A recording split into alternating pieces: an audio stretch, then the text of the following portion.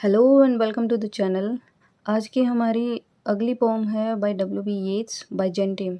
पिछला वीडियो हमने sailing to Byzantium किया था, जिसमें जो पोएट हैं डब्ल्यू बी येट्स वो अपनी इमेजिनरी जो एक स्पिरिचुअल सिटी है बाइजेंटियम उसकी तरफ जा रहे हैं, मतलब वहाँ जा रहे हैं। लेकिन बाइजेंटियम में वो एक्सप्लेन करते हैं कि वहाँ की स्थिति क्या है, वहाँ की कंडीशन क्या है।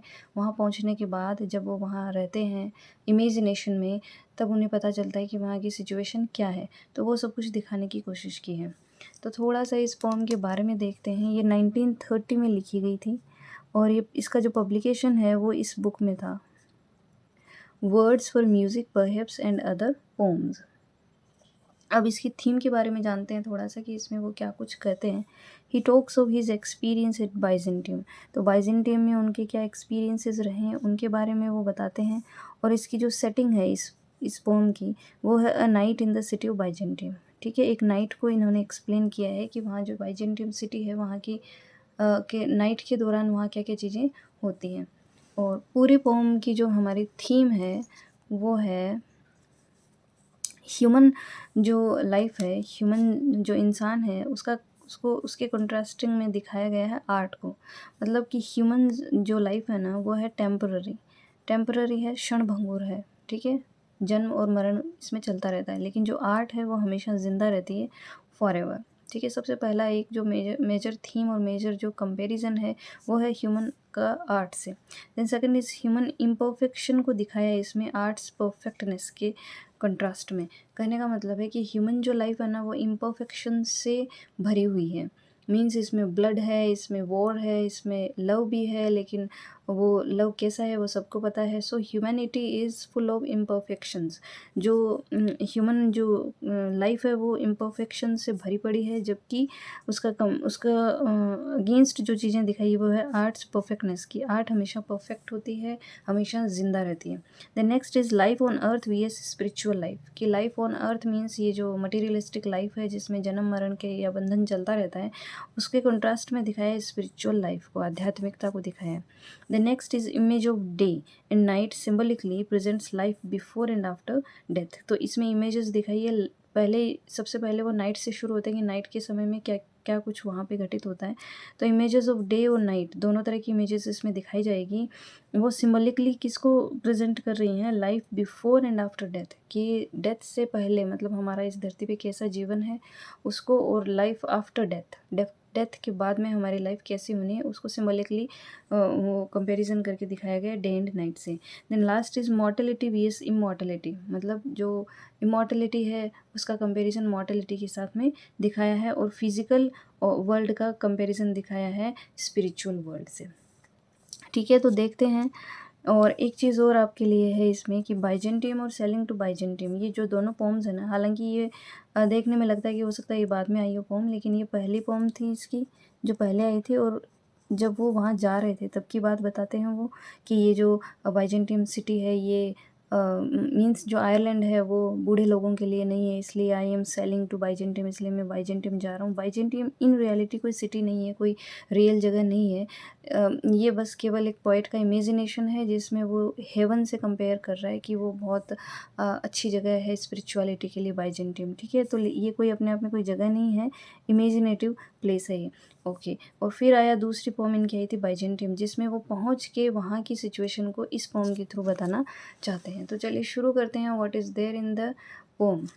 The unpursed images of day recede, the emperor's drunken soldiery are abed, night resonance recedes night walker's song after great cathedral gong.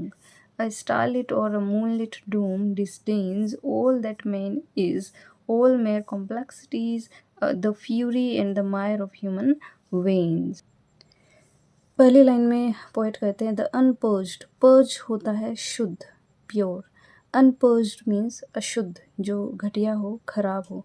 Images of day recede. ठीक है, कहने का मतलब है कि जैसे ही night is the night emerges, जैसे ही नाइट टाइम शुरू हो रहा है, क्योंकि इसमें इन्होंने नाइट की का जो भी व्यू है बाइजेंटियम सिटी का वो दिखाने की कोशिश की है। तो the unpurged images of the day, कि डे के समय, दिन के दौरान जितनी भी ख़राब अशुद्ध जो गंदी इमेजेस थी ह्यूमन एक्टिविटीज़ की, वो सारी क्या हो चुकी है, रिसीड हो चुकी है, फेड हो चुकी है, कम हो चुकी है। क्यों? क्योंकि नाइट टाइम शुरू हो गया। ठीक है। The emperor's drunken soldiery are abed. और जो एम्परर है यहाँ का, उनकी जो ड्रंकन सोल्जरी है, सोल्जरी मीन्स जो सोल्जर्स हैं वहाँ के, जो सैनिक हैं, दे आर ड्रंक, वो पी के और दे आर अबेड, वो सोने चले गए हैं। ठीक है। तो ये दिखाया कि सोल्जर से वो सोने जा चुके हैं। Night resonance recedes. और नाइट का जो शोरगुल है, रेजोनेंस होता है एक तरह की गूंज, प्रतिध्वनि, दूसरे शब्दों में हम कह सकते हैं शोर। तो ये क्या हो गया, ये भी कम हो गया है। तो नाइट के समय में यहाँ पे जितना वह शोर शराबा है वो भी एकदम शांत हो गया है। ऑब्वियसली नाइट के समय में वैसे भी चीज़ें शांत हो जाती है ना। ट्रैफिक है वो बहुत कम हो जाता है। आजकल तो फिर भी ट्रैफिक बहुत ज़्यादा होता है, लेकिन वो रात के समय तो कुछ कम हो जाता है। जो ह्यूमन एक्टिविटीज़ है वो कम हो जाती है, क्योंकि सब सोने चले जाते हैं। तो सेम वही वहाँ हो रहा है। Night walkers song after great cathedrals gong. और जैसे ही जो गोंग होता है, घंटा, जो कैथेड्रल जो चर्च है, चर्च का घंटा जैसे ही बजता है, जो रात को इंडिकेट करता है ना, the sound of the gong of the great cathedral. Cathedral है church, church of saint Sophia का चर्च है यहाँ पे। अगर क्वेश्चन बने कि चर्च है वो किसका था वहाँ पे, तो सेंट सोफिया का चर्च है ये, है ना। तो जैसे ही ये इसका घंटा सुनाई देता है चर्च का, वैसे ही क्या हो जाता है, the sounds of night. Night के समय की जितने भी जो साउंड्स है ना, और जो नाइट वॉकर्स के, नाइट वॉकर्स से यहाँ मतलब है परहैप्स, यहाँ मतलब है प्रोस्टिट्यूट्स, जो उस समय कस्टमर्स का वेट करती रहती है। तो मीन्स उनका सॉन्ग धीरे धीरे सुनाई देता है, लेकिन ये भी फेड हो गए। तो कहने का मतलब है कुल मिला के कि नाइट का जो शोर शराबा है वो काफ़ी कम हो गया है। थोड़ा बहुत नाइट वॉकर्स का सॉन्ग सुनाई दे रहा है, लेकिन आफ्टर ग्रेट कैथेड्रल्स गोंग, वो भी रिसीड हो गया है, कम हो गया है। जैसे ही जो चर्च है उसका घंटा बजता है, उसकी घंटी बजती है, उसकी बेल बजती है, उसके साथ ही इनका सॉन्ग भी कम हो जाता है। अब जैसे इन्होंने यूज़ किया है ड्रंकन सोल्जरी। अब सोल्जर से उनसे तो आशा की जाती है कि वो देश की रक्षा करेंगे, वो उस टेरिटरी की रक्षा करेंगे, है ना। लेकिन दे आर ड्रंक, वो भी पियक्कड़ हैं, वो भी पी के सो चुके हैं। नाइट वॉकर्स है, प्रोस्टिट्यूट्स के बारे में बात करी। तो एक तरीके से पोएट इन लाइंस में क्या दिखाना चाह रहे हैं, the degrading cultural and social values of the place, कि कैसे डिग्रेड हो रही है यहाँ की कल्चरल और सोशल वैल्यूज़। फिर वो क्या कहते हैं, आई स्टारलिट और moonlit dome disdains all that man is. कि स्टारलिट और मूनलिट जो डूम है, डूम मीन्स जो चर्च है, चर्च का जो डूम होता है, डूम क्या होता है, गोलाकार जो छत होती है, उसको कहते हैं डूम, जो कि चमक रहा है स्टार और मून लाइट से, जो कि चमक रहा है डूम। इट डिस्डेन होता है घृणा करना, तिरस्कार करना, नफरत करना। तो जो डूम है ना, कैथेड्रल या चर्च का जो डूम है, जो स्टार और मून की लाइट में चमक रहा है, इट डिस्डेन्स, ये घृणा कर रहा है, नफरत करता है। ऑल दैट मैन इज़ मतलब जो कुछ भी इंसान एक है, मीन्स इंसान से वो नफ़रत करता है, उसकी तरफ वो एकदम स्कॉर्नफुली देख रहा है। All that man is means humanity की तरफ वो एकदम नफ़रत भरी निगाहों से देखता है। ऑल मेयर कॉम्प्लेक्सिटीज़, और जितनी भी कॉम्प्लेक्सिटीज़ है, पेचीदगियाँ हैं या उलझने हैं इंसान की, ह्यूमैनिटी की, उनसे घृणा करता है ये। The fury and the Mayar of human veins, और जो भी फ्यूरी है, फ्यूरी मीन्स द गुस्सा, जो इंसान का गुस्सा है, और मायर of human veins means human veins में, ह्यूमैनिटी में जो कुछ भी कीचड़, मायर होता है एक तरीका का दलदल, कचरा, कीचड़। तो यहाँ पे मायर क्या है, इंसान की जितने भी घटिया जो चीज़ें हैं, जैसे उसका गुस्सा हो गया, उसको वोर का जो उसका इंस्टिंक्ट होता है वो हो गया। ये सारी चीज़ें क्या है, इंसान का कीचड़ है, एक दलदल है उसकी वेन्स में भरा हुआ, है ना। तो इन सब चीज़ों से ये क्या कर रहा है, ये चर्च है, इसका जो डूम है, ये नफ़रत की निगाहों से देख रहा है। जितना भी रेज, जो गुस्सा है, और जो भी मेस इस ह्यूमैनिटी ने बिखेर रखा है चारों तरफ, इन सब चीज़ों से वो नफ़रत करता है। नेक्स्ट स्टेंजा है, before me floats an image man और shade more than man, more image than a shade, for heads bobbin bound in mummy cloth may unwind the winding path, a mouth that has no moisture and no breath, breathless mouths may summon I hello the super human, I call it death in life and life in death. अब क्या होता है, poet है, उनको कोई एक image दिखाई देती है। इमेज मीन्स हियर विजन, कोई दृश्य उनको दिखाई देता है। Before me floats an image, कि मेरे सामने एक फ्लॉट कर रहा है। वैसे कुछ नहीं है, float means it indicates the ghosts, ठीक है। तो फ्लोट्स एन इमेज, कि उनको एक दृश्य दिखाई दे रहा है, which is floating in the wind, जो हवा में ऐसे लहरा रहा है। मैन और शेड, कि या तो ये इंसान है या ये कोई परछाई है। परछाई in the sense ghost. Shade more than a man, और ये इंसान से कहीं ज़्यादा एक शेड नज़र आ रहा है। मोर इमेज देन अ शेड, और एक शेड से कहीं ज़्यादा ये एक इमेज, एक दृश्य जैसा दिखाई दे रहा है। For Hades bobbin bound in mummy cloth में अनविंड द वाइंडिंग पाथ। अब यहाँ पे ये आगे कह रहे हैं कि जो हेड्स है गॉड ऑफ डेड भी कह सकते हैं, और ये कह सकते हैं कि the place where the ghost and spirits live, जो ये गोस्ट वगैरह रहते हैं। तो for Hades bobbin bound in mummy cloth. Mummy cloth क्या होता है, जो मम्मी होती है, डेड बॉडीज होती है, उनकी चारों तरफ जो एक कपड़ा लपेटा जाता है, that is called mummy cloth. तो और बॉबिन क्या होती है, इट्स ए स्पूल, ठीक है। स्पूल जो होता है, जो थ्रेड होता है, धागा जिसके चारों तरफ लपेटा जाता है, तो दैट इज़ कॉल्ड बॉबिन या स्पूल। तो for Hades bobbin bound in mummy cloth, और ये जो हेड्स है ना, ये किस में बंधा हुआ है, मम्मी क्लोथ में। चारों तरफ इसके क्लोथ वो है लिपटा हुआ है। मैं अनविंड, और ये इसको अनविंड भी कर सकता है। The winding path, winding path एक तो सिंबलिज्म है, देखिए इसमें इस फॉर्म में वाइंडिंग पाथ का मतलब है कि इनका जो पाथ है ये विंड, थ्रू द विंड है। मीन्स वाइंडिंग पाथ है क्योंकि ये गोस्ट्स है, तो इनका कोई वैसे इंसानों की तरह चलना फिरना तो होता नहीं है। So that is winding path. और दूसरा जो इसका मीनिंग है वो है the cycle of death and birth, कि जो डेथ और बर्थ का जो साइकिल होता है, जो ह्यूमंस के लिए हैं, वो क्या कर सकते हैं, उसको रिमूव कर सकते हैं। रिमूव कैसे कर सकते हैं वो, क्योंकि they are ghost, they are spirits, तो वो उसको रिमूव कर सकते हैं।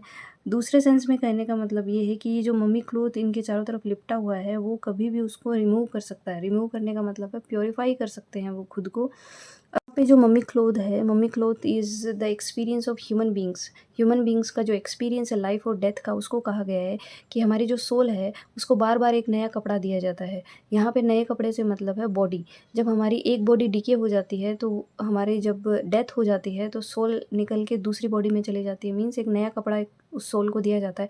तो इस तरीके से जो ये जन्म और मृत्यु का जो ये साइकिल चल रहा है, उसको अनविंड कर सकता है ये हेड्स, ठीक है। तो हेड्स है वो अनविंड कर सकता है। अनविंड करने का मतलब उस कपड़े को हटाना, मीन्स रिमूव द इम्प्योरिटीज़। जो कपड़े को हटाने का मतलब है कि इसके चारों तरफ जो कपड़ा लिपटा है, मीन्स जो इम्प्योरिटीज़ है, जो डेथ और बर्थ का जो साइकिल है, उसको वो हटा सकता है। द वाइंडिंग पाथ है यहाँ पे cycle of birth and death, तो मीन्स वो कभी भी इसको अनविंड कर सकता है। A mouth that has no moisture and no breath, और इस लाइन से हमें ये पता चलता है कि उनके बारे में ये बताया गया है, हेड्स और ये जो स्पेस और गोट्स और जो इमेजेस हैं, इनके बारे में ये बताए गए हैं, they have no moisture, means उनके मुंह से ना तो कोई नमी निकल रही है, नो ब्रेथ, और ना ही उनके कोई सांसें चल रही है। मतलब वो ह्यूमन तो नहीं है। ब्रेथलेस माउथ्स में समन, लेकिन ये ब्रेथलेस है माउथ्स, लेकिन फिर भी दे में समन, वो बुला सकती हैं अपनी जैसी दूसरी स्पिरिट्स को। तो वो कोई ह्यूमन तो नहीं है। आई हेल द सुपर ह्यूमन, और मैं बुलाता हूँ उस सुपर ह्यूमन को। सुपर ह्यूमन क्यों कहा है, क्योंकि ये जो साइकिल है ना डेथ और बर्थ का, इससे ये फ्री हो चुके हैं, इससे ये आज़ाद हो चुके हैं। ये लाइफ और बर्थ का जो कंट्रोल होता है ह्यूमन बींग्स पे, उससे ये परे हैं। कौन, ये जो डेड पीपल हैं ये। I call it death in life and life in death. और इन जो आई कॉल इट मतलब ये जो सुपर ह्यूमंस है, ये जो स्पिरिट्स हैं, इनके लिए लाइफ इन डेथ है और डेथ इन लाइफ है। मतलब जीवन में मृत्यु है, मृत्यु में ही जीवन है। कैसे, क्योंकि ये इस साइकिल से मुक्त हो चुके हैं। देखा जाए तो हमारे लिए तो मृत्यु होना मतलब इस जीवन का अंत होना है, लेकिन इन लोगों के लिए, इन स्पिरिट्स के लिए एक तरीके से देखा जाए तो एक मृत्यु के बाद इनका एक नया जीवन शुरू होता है। इंसानों की नज़र से देखा जाए तो ये डेथ इन लाइफ है, लेकिन अगर इनकी नज़र से देखा जाए तो ये लाइफ इन डेथ है। थर्ड स्टेंजा है, मिरेकल बर्ड और गोल्डन हैंडीवर्क, मोर मिरेकल देन बर्ड और handiwork, planted on the starlit golden bough, can like the cocks of heads crow, or by the moon embittered, scorn aloud in glory of changeless metal, common bird or petal, and all complexities of mire or blood. Miracle means चमत्कार, bird या फिर bird और golden handiwork. वो एक bird को देखते हैं और उसको देख के वो ये अंदाज़ा लगाते हैं कि क्या ये कोई चमत्कार है। बर्ड बहुत, वो क्योंकि बर्ड है वो बहुत सुंदर है, और क्या क्या ये रियल बर्ड है। और गोल्डन हैंडीवर्क या फिर गोल्डन कोई हैंडीवर्क है, मीन्स किसी इंसानी हाथ का हाथ से बनाया हुआ कोई बर्ड है, लेकिन कैसे इतना सुंदर वो हो सकता है? तो वो उसको मिरेकल बुलाते हैं, मोर मिरेकल देन बर्ड और हैंडीवर्क। फिर वो कहते हैं कि ये मिरेकल है देन बर्ड और हैंडीवर्क। ये किसी जो रियल जो बर्ड होता है, जो लिविंग बर्ड होता है उससे, या फिर किसी हैंडमेड जो बर्ड होता है उससे कहीं ज़्यादा अच्छा है। इसका मतलब ये एक चमत्कार ही है। Planted on the starlit golden बाव, और ये कहाँ पे बैठा है? प्लांटेड मीन्स ये रखा गया है ऑन द स्टारलिट, सितारों से चमकता हुआ एक गोल्डन जो बाव है, बाव होता है डाली, उस पे बैठा है वो। मतलब इतना सुंदर वो लग रहा है, उसको बिठाया गया है। Can like the cocks of Hades crew.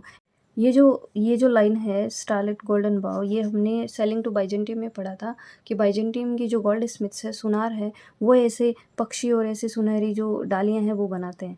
ठीक है, तो उस आर्ट को यहाँ पे दिखाया गया है। तो ऐसा लग रहा है जैसे इस बर्ड को तारों की चमक में चमकते हुए गोल्डन जो बाव है उसके ऊपर बिठाया गया है। Can like the cocks of Hades crow, और ये कैसे कुकड़ू की ये बांग दे सकता है, कैसे हेड्स जो आपको बताया गया है कि द प्लेस ऑफ स्पिरिट्स है ना, जहाँ पे वो स्पिरिट्स और गोस्ट्स वगैरह रहते हैं, तो उनकी जगह जो है उसको हेड्स बोला है। तो वहाँ के जो मुर्गे हैं जिस तरीके से बांग दे सकते हैं, कुकड़ू को बोल सकते हैं, उसी तरह ये बर्ड है ये भी बोल सकता है।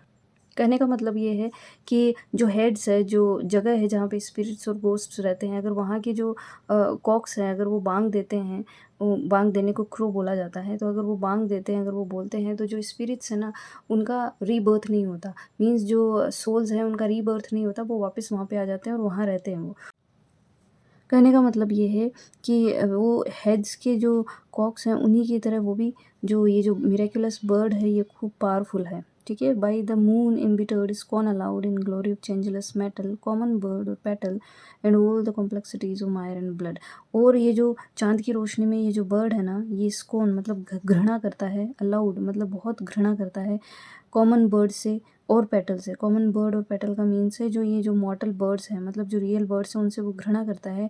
इन ग्लोरी ऑफ चेंजलेस मेटल, क्यों? क्योंकि ही द बर्ड इज़ ग्लोरियस है ना, ये चमक रहा है। चेंजलेस मेटल है इसका जो मेटल है वो चेंजलेस है। चेंजलेस मतलब कभी चेंज नहीं होगा। कहने का मतलब है कि वो इमॉर्टल है, वो एक सिंबल है इमॉर्टलिटी का, इसलिए वो कभी भी चेंज नहीं होगा। मीन्स वो उसकी एज वैसी रहेगी जैसा वो आज दिख रहा है वैसा ही वो आगे भी दिखेगा, इसलिए क्योंकि वो सुपीरियर हो चुका है अदर बर्ड से, तो वो स्कोन करता है, घृणा की दृष्टि से देखता है कॉमन बर्ड्स को, पेटल्स को।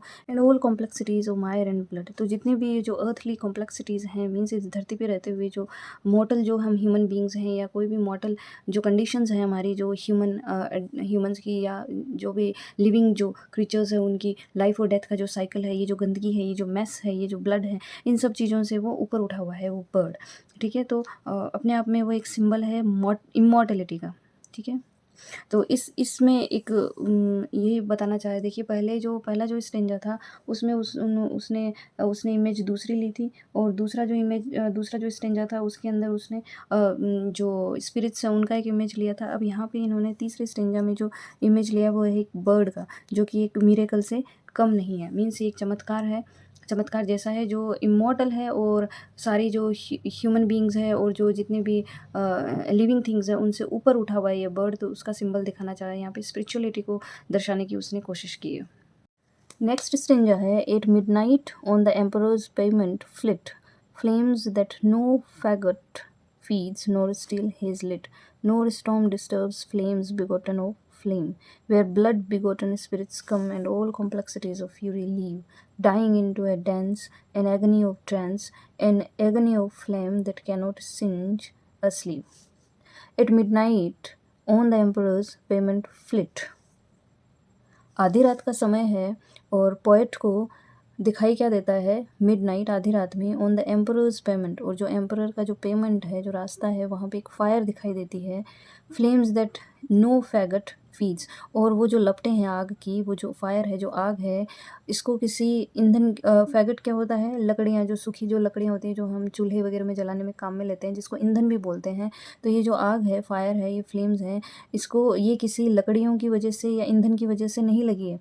नोर steel has lit, steel here means metal, और ना ही किसी मेटल की रगड़ खाने से ये आग लगी है। Nor storm disturbs flames begotten of flame, nor storm disturbs, no storm disturb means किसी भी तरीके का स्टॉर्म या तूफान इन जो लपटें हैं फ्लेम्स को डिस्टर्ब नहीं कर सकती। फ्लेम्स बिगोटन, फ्लेम्स बिगोटन होता है जनना या जन्म लेना। तो जो फ्लेम्स हैं, जो लपटें हैं, वो लपटों से ही मतलब एक दूसरे से ही वो आगे से आगे उत्पन्न हो रही है, लगती जा रही है। मीन्स एक तरीके का ये मिस्टिकल फायर है जो किसी ईंधन या लकड़ियों की वजह से या किसी मेटल के रगड़ खाने से नहीं हुई है, पैदा हुई है। ये अपने आप से ही फ्लेम्स फ्रॉम फ्लेम्स ये पैदा हो रही है, आगे से आगे बढ़ती जा रही है। और ये एक तरीके की मिस्टिकल फायर है, अनअर्थली फायर है। इसलिए पोएट कह रहा है कि ये जो एम्परर्स पेमेंट है, मतलब जो पेमेंट होता है, जो चलने का जो रास्ता है, जो राजा है उसके जो चलने का रास्ता जो है, पगडंडी है, वहाँ पे वो एक तरीके की फायर देखते हैं। और वो फायर कब होती है? आधी रात के समय उसको देखते हैं वो। और जो कि लकड़ियों से या ईंधन से या मेटल के रगड़ खाने से नहीं उत्पन्न हुई है वो, और ना ही किसी तरह का स्टॉर्म उनको डिस्टर्ब कर सकता है। फ्लेम्स बिगोटन ऑफ फ्लेम्स, मतलब कहने का है कि ये जो आग है ये खुद ब खुद जल रही है, अपने आप से जलती जा रही है। और ये जो आग की लपटें हैं, फ्लेम्स है, ये सेल्फ जनरेटिंग है। मतलब ये खुद से ही उत्पन्न हुई है, इनको किसी तरह की किसी चीज़ की ज़रूरत नहीं होती है। Where blood begotten spirits come, blood begotten, begotten होता है जनना या जन्म लेना, और ब्लड, ब्लड बिगोटन मतलब खून से जन्मी हुई, स्पिरिट्स मतलब आत्माएं। तो यहाँ पे ये जो फ्लेम्स जल रही हैं, यहाँ पे ब्लड बिगोटन स्पिरिट्स हैं, आत्माएं हैं, दे कम, वो आती हैं। And all complexities of fury leave, और जितनी भी उनकी कॉम्प्लेक्सिटीज़ हैं ऑफ फ्यूरी मतलब गुस्सा है, या उनके जितने भी जो अनर्गल जो उनके इमोशंस हैं, जैसे पेशन हो गया, उनका गुस्सा हो गया, और उनका जो फ्यूरी हो गया, गुस्सा हो गया, या फिर ये जो जन्म और मरण का ये जो एक साइकिल है, means all these earthly complexities जो इस अर्थ पे रहते हुए हमें भोगनी पड़ती है या हमें टॉलरेट करनी पड़ती हैं, वो सारी क्या हो जाती हैं? लीव, वो उनको छोड़ के चली जाती है। मीन्स वो जो आत्माएं हैं वो यहाँ पे प्योरीफाई होने के लिए आती है इस फायर में। Dying into a dense and agony of trance, an agony of flame that cannot singe a sleeve. और जैसे ही डाइंग इनटू अ डेंस, जैसे ही उनकी जो इम्प्योरिटीज़ हैं, जो पैशंस हैं, ये सारी चीज़ें, जो गुस्सा है, उनका रेज है, ये सारी चीज़ें जो कॉम्प्लेक्सिटीज़ हैं, जिनको अर्दली कॉम्प्लेक्सिटीज़ माना गया है, बुराइयां माना गया है, इम्प्योरिटीज़ माना गया है, जैसे ही उनसे वो प्योर हो रहे होते हैं, क्योंकि वो फायर के चारों तरफ फिर वो डांस करने लग जाते हैं। तो जैसे ही ये सारी इम्प्योरिटीज़ उनको उन स्पिरिट्स को छोड़ रही होती हैं, उनसे मुक्त हो रहे होते हैं, तो फिर वो क्या करने लग जाता है? डाइंग इनटू डांस, और वो एक उस फ्लेम के चारों तरफ एक डांस करने लग जाते हैं, खुशी से नाचने लग जाते हैं, झूमने लग जाते हैं, एगनी ऑफ ट्रांस, और एक ट्रांस सिचुएशन में पहुंच जाता है। ट्रांस क्या होता है? जैसे बेहोशी आना या मूर्छा आ जाना, मतलब आपको होश ना रहना, मतलब आप इतना उसमें एकदम से मंत्रमुग्ध हो जाते हैं उस डांस में कि आपको होश ही नहीं रहता है। तो उस ट्रांस सिचुएशन में पहुंच जाते हैं। An agony of flame that can not singe a sleeve, और वो एक ऐसी फ्लेम है, वो एक ऐसी आग है जिसके चारों तरफ वो चक्कर काट रहे हैं, that can not singe a sleeve. और ये जो मिस्टिकल जो फायर है, मिस्टिकल भी ही बोलेंगे इसको, क्योंकि इसको कोई चीज़ नहीं चाहिए थी इसको जलाने के लिए, मतलब ये खुद से अपने आप से ये आग जल रही थी। और ये किस लिए थी? इन ब्लड बिगोटन जो स्पिरिट्स हैं, स्पिरिट्स को प्योरीफाई करने के लिए, इनकी सारी कॉम्प्लेक्सिटीज़ को दूर करने के लिए। तो ये जो फ्लेम है, ये जो आग है ना, it that can not singe a sleeve, Synge होता है एक तरीके से जला देना या झुलसा देना, ठीक है। तो ये किसी भी तरीके से उनको जला नहीं रही है, क्योंकि ये जो फ्लेम है, ये जो आग है, ये एक मिस्टिकल फायर है, और ये इंटरनली उनको प्योरीफाई कर रही होती है स्पिरिट्स को, जो कि चारों तरफ उसके उस फायर के डांस करने लग जाती है, और एक ट्रांस लाइक सिचुएशन में पहुंच जाती है। ओवरजॉयड हो जाते हैं, वो ओवरजॉय में पहुंच जाते हैं, और बहुत मतलब खुशी और पीस उनको, शांति उनको मिलती है। सो इस स्टेंजा में पोएट ने उन बाइजेंटियम जो सिटी है, वहाँ पे जो स्पिरिट्स हैं वो सारी वहाँ आती है, अपने आप को प्योरीफाई करती है, ये सारी चीज़ें इसमें बताने की कोशिश की है। नेक्स्ट पॉइंट कहते हैं कि वो क्या देखते हैं? Straddle on the dolphin's mire and blood, spirit after spirit, the smithies break the flood, the golden smithies of the emperor, marbles of the dancing floor break bitter furies of complexity, those images that yet fresh images beget, that dolphin tone, that gong tormented sea. अस्ट्रेडल होता है अस्ट्राइड होता है, जैसे आप bike riding करते हैं तो आपका एक पैर इधर एक पैर इधर, इस तरीके से बैठते हैं। आप घोड़े पे बैठेंगे तो यू सिट अस्ट्राइड, है ना। तो जो आपकी पोजीशन है कि एक पैर इधर होता है आपका, एक पैर इधर होता है, in that position is called astride. तो जो मतलब कहने का है राइडिंग, है ना, राइडिंग ऑन द डॉल्फिन। तो ये जो स्पिरिट्स है, ऐसा माना जाता है कि स्पिरिट्स जो है, डेड स्पिरिट्स जिनको कहा जाता है, वो डॉल्फिन पे सवार होके उनको हेवन तक भेजा जाता है, ऐसा माइथोलॉजी में माना गया है। तो जो ये जो स्पिरिट्स है, पोएट देखता है कि ये जो स्पिरिट्स हैं they are riding on the dolphins, वो डॉल्फिन को के ऊपर बैठ के जा रही हैं। Mire and blood, dolphins mire and blood means dolphin का जो फ्लैश है, ब्लड है। कहने का ओवरऑल मीनिंग है कि डॉल्फिन पे बैठ के वो जा रही हैं, स्पिरिट आफ्टर स्पिरिट, और एक के बाद एक स्पिरिट जाती जा रही हैं डॉल्फिन पे बैठ के। और कहाँ जा रही है? They reach the beach of Byzantium, कि वो बाइजेंटियम जा रही है, बाइजेंटियम की तरफ जा रही है। क्योंकि अब ये डॉल्फिन है, ये तो बीच तक ही जाएंगी ना, ऐसा तो है नहीं वो बाहर भी जाएंगी, वहाँ आगे की जो यात्रा करनी है वो स्पिरिट्स खुद कर लेंगी। तो जो डॉल्फिन्स हैं वो बीच उनको बीच तक छोड़ के आ रही हैं, बाइजेंटियम के बीच तक उन स्पिरिट्स को छोड़ के आ रही है। स्पिरिट आफ्टर स्पिरिट मतलब एक के बाद एक स्पिरिट जाती जा रही है। The smithies break the flood, the golden smithies of the emperor. और जो स्मिदीज मतलब जो लोहार होते हैं, they break the flood, flood होता है बाढ़, ब्रेक द फ्लड का मतलब है बाढ़ को रोकना, मतलब वो बाढ़ नहीं आने दे रही है। इसका मतलब क्या है? समुद्र को वो साफ़ सुथरा रख रही है, ताकि उसमें किसी तरह की वेव्स हैं उनको कंट्रोल कर रही है वो। और ये जो काम है ना, जो समुद्र के की वेव्स को, फ्लड को, इनको कंट्रोल करने का काम स्मिदीज को, लोहारों को सौंपा गया है। तो वो क्या करते हैं कि वो जो वेव्स है, फ्लड है, उनको वो कंट्रोल कर रहे हैं। उनको कंट्रोल करने का काम किसका है? स्मिदीज का, लोहारों का। क्यों है? क्योंकि अगर वो कंट्रोल नहीं करेंगे तो स्पिरिट्स हैं वो भटक सकती हैं, या फिर वो अपने गोल तक पहुंचने में, गोल कौन सा है उनका? बाइजेंटियम के बीच तक पहुंचना है। तो उस गोल तक पहुंचने में नाकामयाब रहेंगी वो डॉल्फिन्स। तो उनको सफल बनाने के लिए, उनकी यात्रा को सफल बनाने के लिए, ये जो स्मिदीज हैं ये उस बाढ़ को और समुद्र में आने वाली जो भी विपदाएं हैं, जो भी कंडीशंस बन सकती हैं वहाँ पे फ्लड या वेव्स की, तो उन सबको रोक रहे हैं। The golden smithies of the emperor. और ये जो स्मिदीज है, ये जो लोहार है, ये कहाँ के हैं? गोल्डन स्मिदीज है, मतलब ये सुनार है। कहाँ के? ऑफ द एम्परर, एम्परर के जो गोल्डन स्मिदीज है, सुनार हैं, वो ये काम कर रहे हैं। Marbles of the dancing floor break bitter furies of complexities. तो अब ये कहते हैं कि उन स्पिरिट्स की जितनी भी इम्प्योरिटीज़ होती है, जो फ्यूरीज होती है, बिटर फ्यूरीज कर सकते हैं उनको, जो गुस्सा है, जो रेज है, जो पेशन है, जिनको फ्यूरीज ऑफ कॉम्प्लेक्सिटी कहा गया है, तो ये सारी क्या है? ख़त्म हो जाती है। कैसे ख़त्म हो जाती है? उस डेंसिंग फ्लोर के मार्बल पे। मतलब ये जो मार्बल का बना हुआ जो डेंसिंग फ्लोर है, वहाँ पे वो जो ट्रांस लाइक सिचुएशन में डांस करने लगते हैं उस फ्लेम के चारों तरफ, तो वो क्या होती है कि वहाँ उस फ्लोर पे वो सारी इम्प्योरिटीज़ उनकी ख़त्म हो जाती है, और वो एकदम से प्योरीफाई हो जाती हैं। And those images that yet fresh images beget. और कहने का मतलब ये है कि जो प्योरीफाई होने के बाद में जो पुरानी इमेजेस है, दोज इमेजेस जो उनकी पुरानी इमेजेस थी, that yet fresh images beget, उन्हीं से नई इमेजेस, फ्रेश इमेजेस और न्यू इमेजेस का जन्म होता है।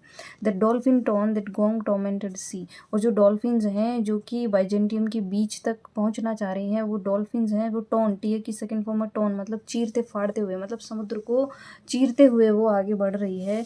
And that gong tormented sea. और वो जो समुद्र है, वो समुद्र कैसा है? गोंग, गोंग होता है घंटा, जो आपको बता दिया, जो चर्च में घंटा है या बेल है उसको कहते हैं गोंग। तो गोंग टॉर्मेंटेड मतलब उसकी जो चर्च की जो बेल है उसकी गूंज समुद्र में चारों तरफ फैली हुई है। मतलब समुद्र भी उस बेल, चर्च बेल की आवाज़ से गूंज रहा है। उस समुद्र को पार करते हुए डॉल्फिन है वो बाइजेंटियम के बीच तक पहुंचते हैं। तो इस पूरे स्टेंजा में पोएट कहना ये चाहता है कि जो स्पेशली उनका जो टारगेट है वो आयरलैंड है। तो आयरलैंड से या बाकी अदर जिस भी लैंड से, जिस भी जगह से जो स्पिरिट्स हैं, वो आत्माएं जब बन जाती हैं, स्पिरिट्स हैं वो बनने के बाद में वो आती हैं बाइजेंटियम। बाइजेंटियम पहुंचती है, और बाइजेंटियम वो कैसे पहुंचती है? डॉल्फिन के माध्यम से पहुंचती है, उन पे सवार होकर पहुंचती है। क्योंकि ऐसा माना जाता है माइथोलॉजी में कि डॉल्फिन्स है वो इस अर्ली जो वर्ल्ड है इसको हेवन से कनेक्ट करते हैं, और वहाँ पे वो स्पिरिट्स को लेके जाती हैं। और इन स्पिरिट्स को ले जाने के लिए जो डॉल्फिन्स हैं उनको समुद्र को तैरते हुए और चीरते हुए पार करके ले जाना पड़ता है। तो समुद्र में जो वेव्स हैं उन सबको कंट्रोल करने के लिए स्मिदी सुनारों का ये जो लोहार हैं उनको ये काम दिया गया है। और ये जो स्मिदीज़ है, ये गोल्डन स्मिदीज़ है, मतलब सुनार है एम्परर के। और जो स्पिरिट्स है ना, वो नाच नाच के डांसिंग फ्लोर पे उस आग में, उस फ्लेम में अपने आप को प्योरीफाई कर रही होती हैं। उनकी जितनी भी फ्यूरीज हैं, उनकी जितनी भी कॉम्प्लेक्सिटीज़ हैं, उन सब से अपने आप को वो प्योरीफाई कर रही होती हैं। और इस तरीके से उनकी जो पुरानी इमेजेस हैं, जो दोज इमेजेस मीन्स पुरानी इमेजेस है, वो ख़त्म हो जाती है और फ्रेश इमेजेस जन्म लेती है। बिगेट का मतलब है जन्म लेना, तो जन्म लेती है। एंड दैट डॉल्फिन टोन, और वो जो डॉल्फिन पे चढ़ के वो जब बाइजेंटियम की तरफ आ रही होती है, तो वो डॉल्फिन उस पानी को चीरते हुए, समुद्र के पानी को चीरते हुए निकलती है। और वो जो समुद्र है वो एकदम से चर्च की जो बेल है उसकी आवाज़ से, उस घंटे की आवाज़ से गूंज होता है। तो गाइज़ ये थी हमारी पोम बाइजेंटियम। इसमें सिंबल्स का बहुत यूज़ हुआ है। आई होप कि आपको अच्छे से समझ आ गई होगी पोम। अगर अच्छे से समझ आई हो तो लाइक शेयर और कमेंट करिएगा, और मुझे ज़रूर बताइएगा आपके कोई सजेशंस हों तो वो भी मुझे बताइएगा। तो मिलती हूँ नेक्स्ट वीडियो में एक नई पोम के साथ। Till then bye bye, thank you.